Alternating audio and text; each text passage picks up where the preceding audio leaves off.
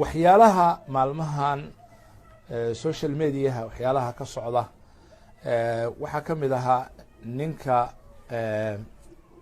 la yiri oo Soomaaliga ah oo jabhadda Ugaadeeya ka mid ahaa oo la yiri Ethiopia ayaa loo dhigay. warar badan baa meesha saddex yaacay dadkiina nin walba sidoo doon ayuu uga hadlayaa. horta sideedaba war hadduu soo yeero ama aad maqasho maxaa kala gudboon? horta waa taas qofka muslima markaa tahay war haddii aad maqasho maxaa kala gudboon? waxa kala gudboon waxa weeye kow horta inaad hubsato warkaas aad maqashay ama soo yeeray ama la sheegay ma yahay sida loo sheegayo ma yahay, ma waxbaa ka kala dhiman, ma dhammaystiran yahay warkiisu, dulucdiisu maxay tahay? waa inaad hubsato. horta arrinka ugu horeeya kaas wey. ilaahay subxaanahu wa tacaala qur'aanka kariimka isagoo dadka mu'miniinta suuradda uu ku tawjiihiyey wuxuu leeyahay yaa ayuha aladiina aamanuu in jaa'akum faasiqun binaba'in fatabayanu an tusiibuu qowma bijahaalatin fatusbixuu calaa maa facaltum naadimiin. dadka mu'miniinta ah kuwa ilaahay rumeeyey haddaad wax maqashaan ama qof war idiin keeno ama cidi war idiin keento ama idiin sheegto ama idinku soo tuurto ama idinla timaado war hadday idinla timaado cidi ha iska qaadanin oo waxa ku dhisinina oo go-aamo ha ku dhisinina oo taas lama gaarin. fatabayanu horta hubsada oo caddaysta. hubsada oo caddaysta macnaa waa inaad xogtiisa raadiso ood hubiso sidee u dhacay, muxuu yahay, ma jiraa, wax ma ka jiraan, miyaanay ka jirin. waa in warka xaqiiqdiisa la ogaato. markaad xaqiiqdiisa ogaato oo aad soo hubsato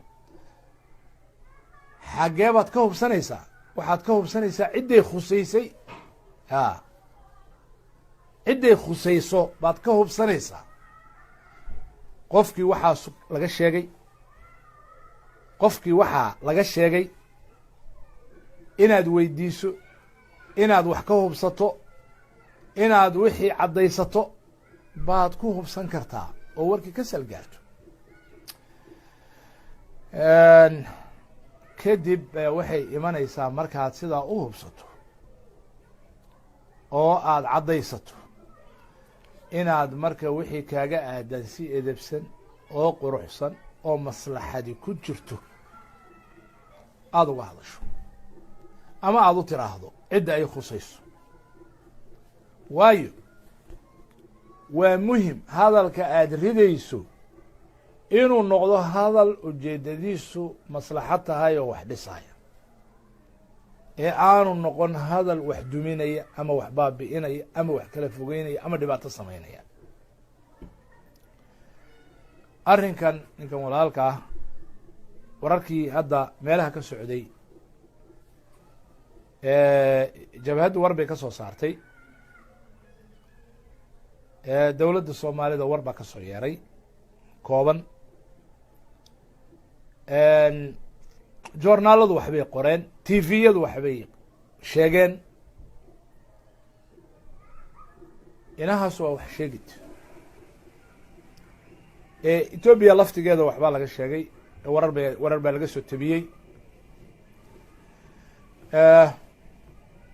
waxaasoo dhan marka la isu geeyo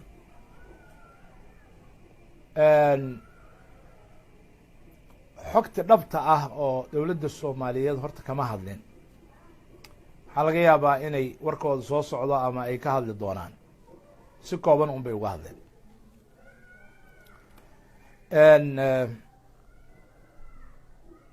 warka ah horta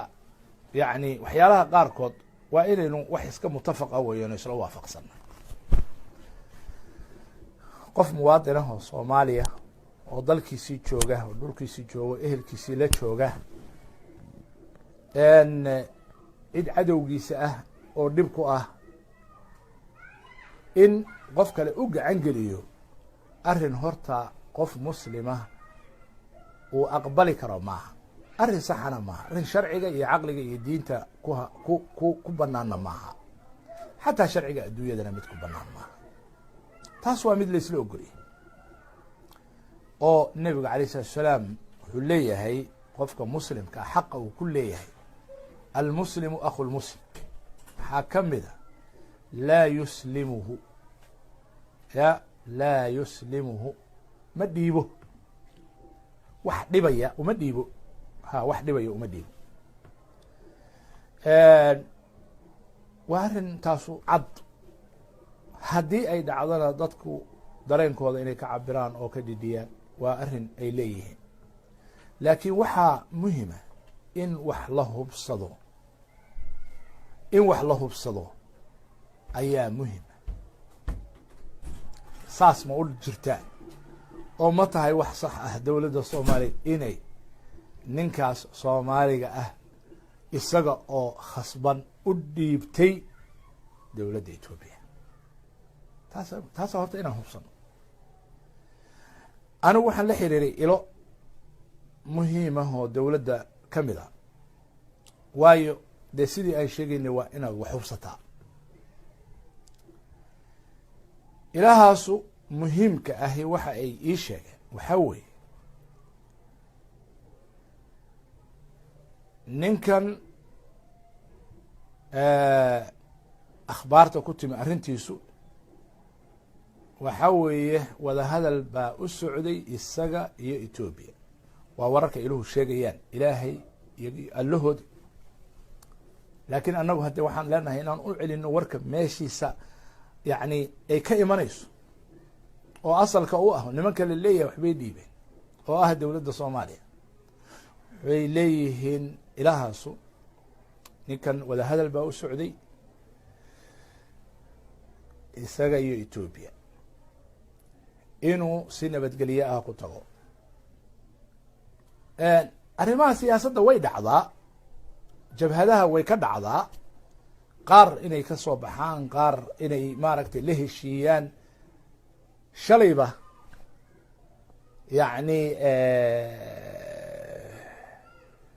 taliyo weyn oo ka mid ahaan jiray shabaabka ayaa dowladda Soomaaliya u yimi oo xamar laga soo dejiyey, abu mansuur robo ayaa laga soo dejiyey. marka way dhacdaa oo wax gariib ah oo aan yani dhicin ma aha in jabhad qof ka soo baxo ama uu ra'yi kala qaato. horay bay u dhacday jabhado badan oo ka jiray Soomaalida ahaa oo ka dagaalamayay Ethiopia ay la heshiiyeen dowladda Ethiopia. okay, warku marka aan dhamaystira waxa weeye ilaa wareedkaas waxay leeyihiin ninka arrinta saasay ahayd, dowladda Soomaalidu way fududaysay keliya, rabitaankiisa isagayna ahayd sidaas, warar u socday bayna ahayd isaga iyo Ethiopia. intaasuna anagu marinkii un baan fududaynay. waa sida warkooda uu yahay. ilaahay subxaanahu wa tacaala ayaa ku leh. mowqifku wax kasta ha ahaado, sida ay soo qortay maanta joornaalka Washington Post ee dalka Maraykanka ka soo baxa, wuxuu ka wariyey wasaaradda arrimaha dibadda Ethiopia. joornaalka Washington Post wey warkiisi maanta, khabarkiisi wuxuu leeyahay Associated Press u sheegay, wakaaladda wararka Associated Press la yidhaahdo, ayuu wuxuu u sheegay taliyahaas ama qoladaas wasaaradda Ethiopia ahi waxay u sheegeen inay ninkan wadahadal u socday si nabadgelye ahna uu ugu yimi ama ugu soo noqday ama isugu soo dhiibay. waxaa wanaagsan in moodo marka aynu hubsanno oo warku sidaa la sheegayo hadduu u jiro dee waxay noqonaysaa in markaas waa dee xukunkeeda waa sidaynu sheegnay oo qof muslima oo dhulkiisii jooga oo soomaaliya oo muwaatin ah dee wax dhibaya ama dhib ku ah cidina raalli kuma noqon karto, cidnana uma banaana, arrin sax ana maaha. haddii laakiin hawsha sidan kale way iska dhib badan tahaye arrimo kaleoo siyaasadii ay meesha ku jiraan ay tahay, hadde markaas walaalayaal ma fiicna in yacni qofku uu galo wax aan xogteeda ahayn ama aanu hubsanin. mar walbaba waxaa fiican waxyaalaha in la hubsado oo sidii ilaahayba subxaanahu wa tacaala ina yidhi si aan cidnana ayan loo dhibaatayn ama aan adigoon ogaan lahayn ayan dhibaato kaaga gaari. intaa haddaan halkaa uga gudbo oo hubsashadaas uga gudbo, waa soomaalidu sita warjadaaba cakaaru iman, bimacnaa waxaa weeye wixii qarsooniba way soo bixi doonaan, warkana waa la ogaan doonaa insha allahu tacaala sida ay dhabtu tahay. markaas bayna bilan tahay markii wax loo hubsado oo la caddaysto in markaas qofku uu maaragtay wixii mowqif kaga aadan uu sheego. midda saddexaad oo aan walaalayaal rabay inaan idinla wada waa dowladnimada iyo macnaheeda. yacni waxyaalaha inoo muuqanaya waxaa ka mid ah soomaaliya inaynaan in badan oo naga midi aan iraahdo yaana dadkao dhan orane, shacabkao dhan orane, in badan oo naga midihi walaalayaal dowladnimo iyo sharafteed diyaar uma aha. runta in laisu sheega fiican mogta. hadda ka hor baan waxaan qoray maqaal cinwaan aan uga dhigay runta ma laysu sheegi karaa, runta ma laysu sheegi karaa. 10 sano ka hor bay ahayd. marar badan runta laysuma sheegi karo, anaa soomaalidu runta isuma sheegto, runta isuma sheegto. runtu waxay tahay ama aynu ogaano ama yaynaan ogaanin. in badan oo naga midi waxay ka shaqaynaysaa sidii dowladnimo u dumi lahayd oo aanay u taagnaan lahayn. waxay ka shaqaynaysaa sidaynaan dad jira u noqon lahayn. waxay ka shaqaynaysaa in badan sidaynu u ooli lahayn dhulkan hoosta aynu naallo sidaynu u ooli lahayn ayay in badani ka shaqaynaysaa. maxaa dhacay dheh, maxaa dhacay dheh. xogteeda waynu haynaa, idina waa haysaan. haddii cid maamul ah ama dowlad ahi ay dhaqaaqdo oo istiraahdo waxaan toosi, reer hebel halkaanu soo tubanayaa, subaxdii wuxuu taagan yahay ama madaxweynaha ama ra-iisul wasaaraha ama wasiirka ama maamulaha ama guddoomiyaha iridiisu taagan yahay, soo dhooban yahay. oday kama harin, nabadoon kama harin, ganacsade kama harin, xildhibaan kama harin, dhammaantooda waa soo dhoobanayaan. war maxaa dhacay akhyaaray, maxaa idin waday saaka ninkan mas-uulkaa iridiisa loo soo xeelta? waxaa loo soo taagay arrinkaas aad reer hebel ku samaysay niyahu mas-uulka ahi reer hebel ma qabto. war reer hebel goormaan aniga wax ku sameeyey? an reer hebel kama shaqeeye. ma qof baan shaqo ka cayriyey? ma mashruuc baan meelgeeyey? ha, qof baad masalan shaqo ka cayrisay. haye, oo hadda qofkaas hadduu mutaysto in shaqo laga cayriyo, ma arrin shaqaa mase waa arrin dowladnimo oo dhan loo baabi'iyo oo loo burburiyo oo qabiil yiraahdo intuu soo dhoobto xildhibaankiisii iyo wasiirkiisii iyo ganacsadihiisii iyo odayaashiisii intay soo dhoobtaan ninkii mas-uulka ah intay hor yimaadaan ay yidhaahdaan gush iyo gash ma leh, annaguna haddaanu reer qansaxnahay waaba ka baxaynaa dowladnimadiinaba, waaba ka soo horjeensanaynaaba. maxaa dhacay?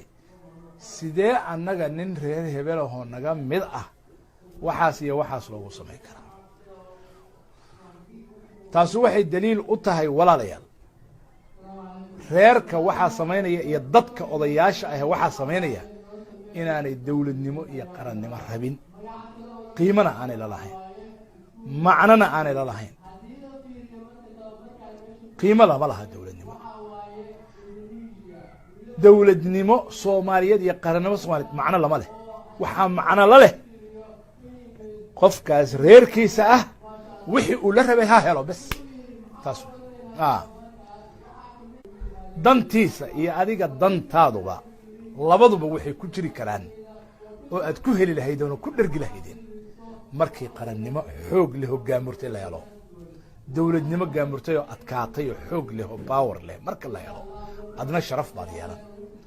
ninkan aad wuxuu doonaysana sharaf baa yeelan midda kale qof isagu dulmi ku dhacay ama shaqadiisii ka soo bixi kari waay ama shaqadaas aan u qalmin maxaa ugu doodaysa reernimo keliya maxaa ugu doodaysa maxaa u difaacaysa maxaad u rabtaa in ummadda oo dhan loogu baabi'iyo ama loogu sallido qofkaas aan waxbaba qaban karin ummadda in lagu sallido sidee u rabtaa taas waxay tusinaysaa dad badan oo inaga midihi inaanay qarannimo rabin qarannimada u oynayaan markii khudbadaha iyo xafladaha laga hadlayo soomaali waxay ku baaba'day qabyaalad bay ku baaba'day waa inaan qabyaaladda iska dayno hadhowna markii wiil reer hebelah oo iyaga ah oo xataa shaqaale ah meel nin mas-uulihi ama uu maaragtay shaqadii ka bedelo ama uu ka waxayo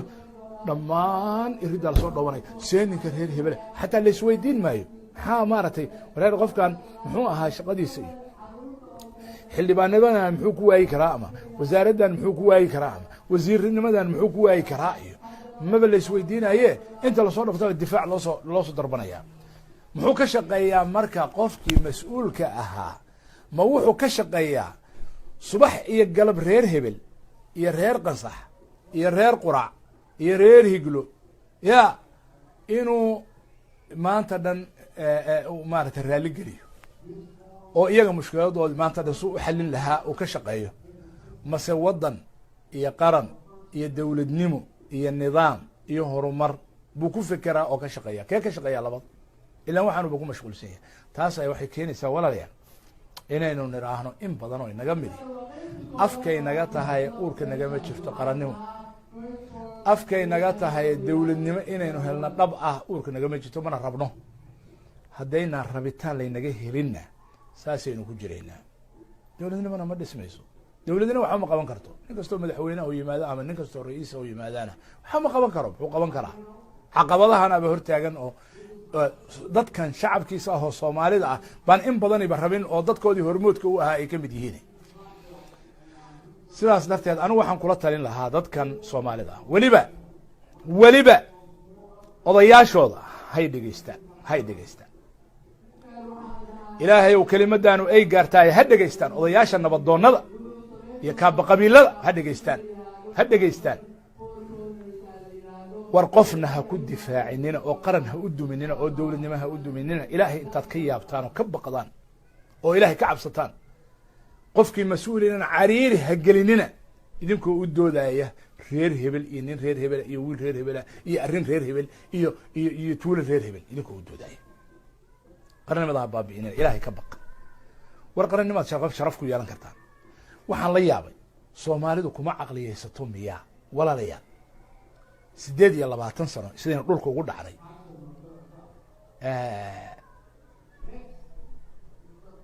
waxaan sharaf ku lahayn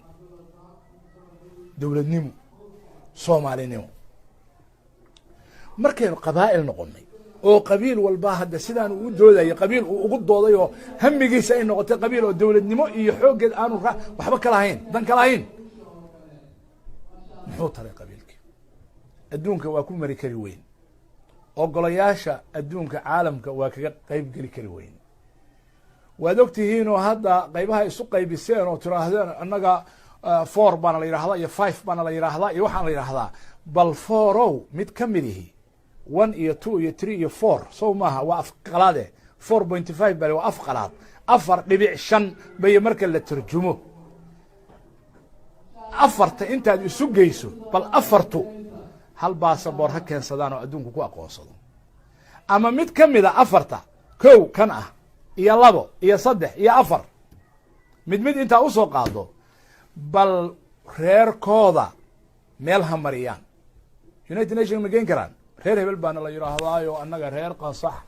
geeska afrikaan ku noolnahay oo war adeer adduunka reer qansax baanahay kama socotee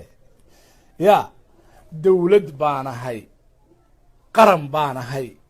sharaftaasaan leeyahay ummad baanahay تاسا أدونكو يقان لقداسو أدونكو فهما لقداسو أدونكو يقان لقدي أدونكو يقاني ما ربطان إنينو أدونكو كلا هذا النو وحا ربطان لقدا أد إدونكو مسؤولين تكون بيسان oo iridaa xafiisyada habeen iyo maalin u taagantiin oo gash iyo gush male aad u oranaysaan nin madaxweynaha meesha haduu yimaado nin ra'iisul wasaar haduu yimaado nin mas'uul haduu yimaado kulligood waa ku idinka cabanay kulligood way cabanay wax aad dhaqaajin karta male kulli halkaas ku soo tubanaya xildhibaanadii loo dhaariyay ilaahay subhanahu wa ta'ala kitaabkiisa intay gacanta saareen inaan qaranka ilaaliyo dawladnimada ilaaliyo dalka ilaaliyo dal danta ilaaliyo lahaa goortii xoogaa yar oo reerka arrintooda ah ayuu ugu yimaado waa kuwan soo wada gurmaday soo wada istaagay war maxaa u socotaan reer hebel reer qas war adiga reer qas saxbaad kitaabka ilaahay gacanta u saartay maad marka hore sheegto oo tiraahdo kitaabka waxaan u saarayaa anigu Soomaaliya ogaada reer qas saxba qarac baan ku joogaa aniga waxba qaran igama gelin dawladnimada waxba igama gelin ama hatibaad ama yey iman hadunto yey dumi war walaalayaalow dan waxaa inoo ah oo inta ugu yar haddaynu ka helno nasiibka ugu yar marka laynaga siiyo bay sharaf tahay dawladnimada jagada ugu hooseysa inaad ka qabato qaran jira oo dawladnimo gaamurtay ah baa kaaga wanaagsan reer hebel waxa wadanka yaaloo dhan in lagu siiyo reer hebel ahaan lagu siiyo wallahi billahi wallahi billahi waayo reer hebel saan sheegay adduunku kuguma ictiraafayo kumana mari karti baasaboor warqad yar kuma qaadan karti oo reer hebel la yiraahdo bal waa kaase inta aad tihiin oo ku faanaysaan reer hebel iyo reer qasax iyo reer qurac bal baasaboor reer qasax la yiraahdo adduunka ha maro bal warqad la yiraahdo reer qurac adduunka ha marto ha macna ma yeelan wax macna ay leedahay warqadaas iyo calankaas iyo magacaasi naga dhaxay Soomaali la yiraahdo kaliya wax ku noqon karnaa marar badan baan iri wax Soomaalinimo ka hooseeya ha u daadegin oo ha aqbalin hadda xildhibaan tahay iyo hadda oday tahay odayaasha kaaba qabiilada ah qabiilkaagu wuxuu wax ku noqon karaa Soomaali haday wax noqoto wallahi billahi tallahi inaan qabiilkaagu waxba noqonay xoolaha ugu badan wadanka hadduu qaato waxba noqon maayo runta ku sheeg dhulka ugu badan iyo badda iyo bariga haddii lagu siiyo reerkiina la siiyo wallahi inaan waxba ku tarin marka hore waa xaaraan marka dambena waa sharaf dhac oo reer hebel un baad noqonaysaa tuulada ku nool wax kale aad noqonayso mal adduunkana sharaf kuma yeelanaysa war magacaas kaliya baynu wax ku yeelan karnaa walaalayaal ma wada ilaashanaa inaynu ilaashanaa wanaagsan dadka mas'uuliyadda hayana lagu taageero inta ay ka shaqaynayaan in dawladnimadaas soo noqoto oo xoogsato oo qawi noqoto oo haybadeeda yeelato in laga la shaqeeyo ma hadan iyaga loogala shaqeynayo danteena ku jirta danteena ku jirta in dawladnimo iyo qarannimo istaagta danteena ku jirta caruurteena dantooda ku jirta mustaqbalkeena danteena ku jirta ubadkeena mustaqbalkiisa ayaa dantiisu ku jirta inaynu taageerno dawladnimo weyn oo gaamurta akhtaa waa ka dhacaysa qalad waa ka dhacaya dawladnimo qalad waa dhacaya meel aan qalad ka dhacayna ma jiro laakiin waa in laga raacaa danta guud oo ah in dawladnimo qawi ah la helo wadadeedii haddii la saaran yahay lagu socdo walaalayaal in la tabantaabiyo oo la ilaaliyo oo la dhowro oo laga shaqeeyo oo la xoojiyo oo dhammaanteen odayaal xildhibaano wasiiro ku xigeeno ganacsato dadka indhaha u ah yani ummadda iyo mujtamaca uu ku hiranayo khaasatan inay ka shaqeeyaan arrinkaas baynu ku gaari karnaa nolol haddii kale dhammaanteen dulinimada aynu aragnay oo dhadhaminay oo ka dheregnay ilaa aynu sanka ka soo daacnay ayaynu ku jiraynaa runtaynu isu sheeg